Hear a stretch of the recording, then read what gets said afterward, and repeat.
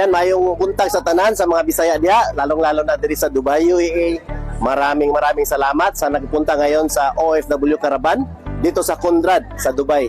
So ako pala si Jong, taga Mindanao, proud Pagadianon sa Zamboanga del Sur. Ang work ko pala dito sa Dubai as merchandiser, sales merchandiser sa pharmaceutical company. 15 years na po ako dito sa Dubai. So maraming struggle sa una. So nagtitiis lang para sa pamilya.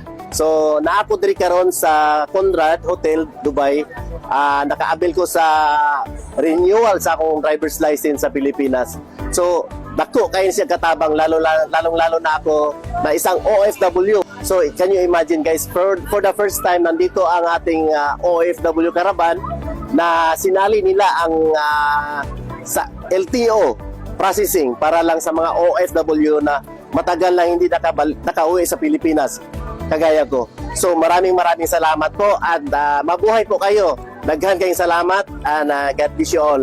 Sa tanan, puntahan po natin ang Jong in Dubai kung saan malalaman pa mga DMW services, DMW OWA services, kaya naman din po ang tagpupili ng ating mahal na Pangulo.